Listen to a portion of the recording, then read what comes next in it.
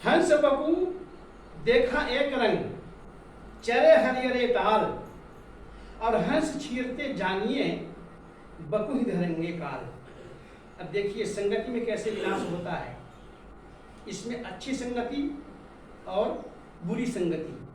आप लोग संगति के ऊपर आप लोग बहुत लोग बोलते हैं, मैं देखा हूँ। और संगति के लिए इतना अच्छा इसमें साहिब के उदाहरण दिए हैं। हंस बपू देखा एक रंग, देखो हमारा भी सफेद है, और ठग लोग भी आते हैं, वो सफेद में ही वो लोग आते हैं, ऐसे भेष बना लेंगे। साहब जी मैं तो वहाँ गया था, आपको चेला बनने आया हूँ, बस 2-4 दिन इतनी बढ़िया आपको सेवा करेगा, आप तो लट्टू हो गए, कह रहे इतने बड़ा शिष्य कहाँ मिलेगा। और साहब सौंप दिए, जाओ बेटा। और जैसे आप सौंपे 2 दिन के बाद में पता चलता है कि सब टोटल झाड़ रिपोर्ट के ले गया, आश्रम को सफाई कर दिया। साहब कहते हैं कबीर लोभी के गांव में ठग नहीं करे उपास, और जो जही मत को लोभिया तेहि घट ठप वास। हम उनकी बाहरी दोगलापन को देख करके हम रीझ गए। बढ़िया बढ़िया कपड़ा पहने, वो थोड़ा सा नाटक किए, ड्रामा किए, हमने सोचा कि ये सच्चा साधक है, बड़ा मुमुक्षु है। ऐसा तो हुआ। सुलक्षण दास जी आज नहीं है, कोठारी का काम कर रहे थे, अयोध्या के कोठारी थे। और श्री परीक्षा साहब ने कहा कि कोठारी तुमको भंडारा करना है। हाँ साहब जी। घर में आए, अपने बेटा से बढ़िया से 10,000 रुपये ले लिए और जा रहे थे। जैसे इलाहाबाद में गए तो 2-3 ठग लोग मिल गए।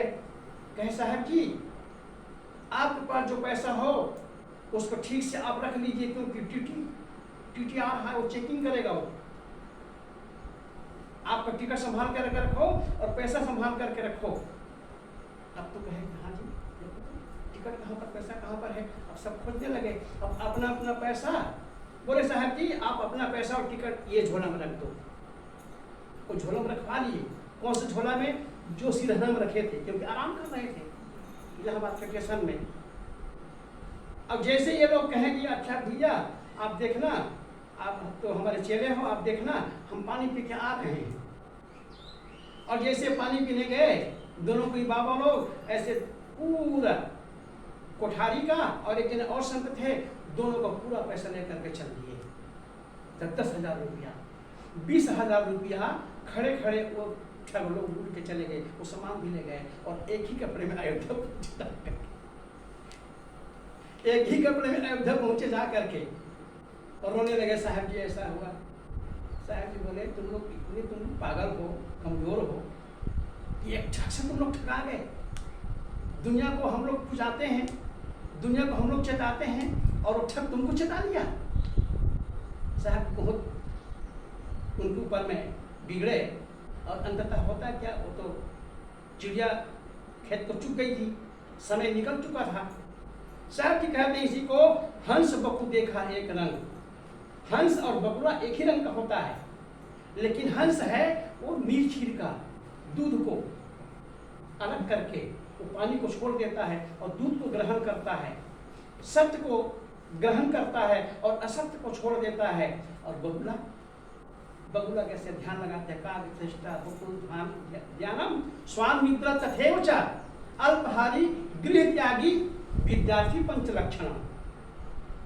एक लक्षण कहते हैं बगुला से हमें लेना चाहिए। बगुला का केवल बुराई भर नहीं है, उसकी अच्छाई भी है, लेकिन बगुला का सबसे बुराई ये है कि ध्यान लगाता है वो कल्याण के लिए नहीं लगाता है, वो साधने के लिए नहीं लगाता है, वो मछली को खाने के लिए वो ध्यान लगाता है। ये उसका निगेटिव पॉइंट है। साध्वी जी आप कहते हैं ना निगेटिव पॉइंट, और निगेटिव पॉइंट ऐसा है उसका कि वो बगुला का निगेटिव पॉइंट है कि वो मछली के लिए वो ध्यान लगाता है, वो साधने के लिए ध्यान नहीं लगाता है, वो कल्याण के लिए ध्यान नहीं लगाता है, और वही उसका निगेटिव पॉइंट उसे लेकर के डूब जाता है। यही है। तो बगुला और हंस दोनों का एक ही रंग।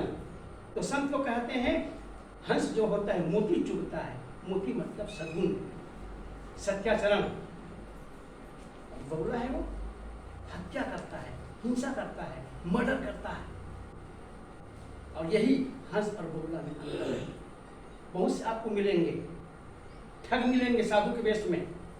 आपको पता है रावण भी साधु के वेश बनाया था और सीता माता को अपहरण कर लिया। रावण तो गलती किया त्रेता में और गाली खाते हैं आज के साधु लोग। जब तो साधु लोग जाते तो कहते हैं अरे साले सब ऐसे लोग, सब ठग लोग हैं सब। गलती किसने किया? रावण ने किया। बदमाशी किसने किया? रावण ने किया। लेकिन आज के साधु लोग गाली खा रहे हैं किसके कारण? रावण के कारण। साहब कहते हैं लख स्वेश जगवंचक जेऊ भेष प्रताप पूज्यतेऊ उगलहि अंत न होय निबाहु काल निम जी में रावण राहु। ये रावण बदनाम हो गया और रावण तो बदनाम हुआ, रावण के साथ में साधु लोग भी बदनाम हो गए। और इसीलिए हम लोगों को छत्तीसगढ़ में व्यंग करते हैं तो साधु जाने मेरे भाई उसको तो टारगेट बनाते हैं आपको और टारगेट बना करके रावण को मोहरा बनाते हैं। मोहरा आप बन गए और टारगेट भी आप बन गए, है ना। तो इस प्रकार से साहब कहते हैं हंस बपू देखा एक रंग चरे हरिहरे ताल। और एक ही ताल में एक ही मानसरोवर में निवास करते हैं दोनों को ही। और हंस छींटते जानिए पहचानोगे कैसे? आप कैसे पहचानोगे? श्री पलटू साहब ने कहा साधु परखिए रहनी में। बहुत मजेदार बात कहें श्री पलटू साहब जी। साधु परखिए रहनी में, चोर परखिए रात, और पलटू सोना कसे में, झूठ परखिए बात। सद्गुरु कबीर ने अन्यत्र कहा है बोलत ही पहचानिए साहू चोर की घाट और अंतर घटती करनी निकले मुख की बात। हम पहचान लेते हैं कि झूठा आदमी है। इसलिए साहब कहते हैं बहुत बोल बोल मत करो, उतना बोलो जितनी आपको आवश्यकता है। बोलना आकाशों बोलिए रे भाई, बोलत ही सब तत्व नसाई, बोलत बोलत बाढ़ू विकारा, सो बोलिए जो पढ़े विचारा, मिलहि संत वचन दुई कहिए, मिलहि असंत मौन होय रहिए, पंडित सो बोलिए हितकारी, मूर्ख सो रहिए झकमारी, कहीं कबीर अर्थघट डोले, पूरा होय विचार में। तो साहब कहते हैं बोल से हम पहचानते हैं, रहने से हम पहचानते हैं कि आदमी कितनी इसके अंदर गहराई है। वो कहते नहीं आधा जो घड़ा है वो ज्यादा छलकता है, उसमें आवाज ज्यादा आती है, और पूरा घड़ा है वो उसमें आवाज नहीं आती, गंभीर होता है। ऐसे ही जो संत पहुंचे हुए होते हैं, जो संत रहनी संपन्न होते हैं, मस्त होते हैं। अभी साहब इसमें लिखे हैं बीजक में, सदगुरु विशाल देव के पास में एक अच्छे पढ़े लिखे शास्त्री गए। साहब जी मुझे सत्संग करना है, मुझे पूछना है, और जाकर खूब श्लोकों की झड़ी लगा दिए। सदगुरु विशाल देव जी चुपचाप सुनते रहे, 1 घंटा तक सुनते रहे। अंत में जब पता चला कि साहब जी कुछ बोल नहीं रहे हैं, तो उन्होंने चुप होकर के बोला साहब जी कुछ सुनाइए ना। तो साहब जी क्या उत्तर दिए, यहाँ इतनी भीड़ है, श्लोकों की भीड़ है, वाणियों की भीड़ है, इस भीड़ में मैं क्या बताऊं, इतनी आवाज हो रही है यहाँ पर, इस आवाज में मैं कुछ नहीं बोल सकता। साहब चुप हो गए, बोले आज जाओ, दूसरे दिन आना और भीड़ को छोड़ करके आना। दूसरे दिन जब आए, अहंकार को छोड़ करके आए, श्लोकों के अहम था उसको छोड़ करके आए, और आए तब चुपचाप बैठ गया है। 10 मिनट बैठे रहे, बाद में फिर गुरु विशाल देव जी देखे कि कल का जिज्ञासु आया हुआ है, लेकिन कल के जिज्ञासु और आज के जिज्ञासु में आसमान का अंतर है। फिर साहब कुछ बोलना चालू किए, कुछ उद्देश्य देना चालू किए।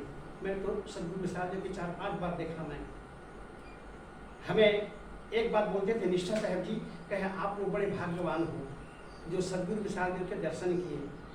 मैं तो अभागा हूँ जो सदगुरु विशाल देव का दर्शन नहीं कर पाया। मैं तो सही में हम लोग बहुत भाग्यवान थे।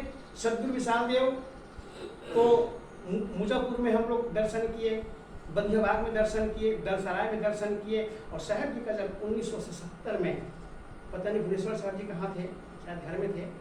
1977 में जब साहब जी का जब शरीर शांत हुआ सतगुरु विशाल देव जी का, तब हम लोग भंडारा में भी गए थे, मुजफ्फरपुर, जहाँ साहब जी की समाधि बनी हुई है। तो मैं कह रहा था,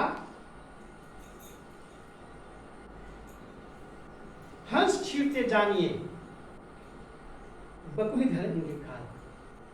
हंस और बगुला में बस यही अंतर है कि बगुला है, उसकी सारी गतिविधि हिंसा की ओर जाती है, स्वार्थ की ओर जाती है, और हंस का जो आचरण है, सदाचरण है, वो निर्णय की ओर जाती है, गतिविधि जो है, एक्टिविटी है।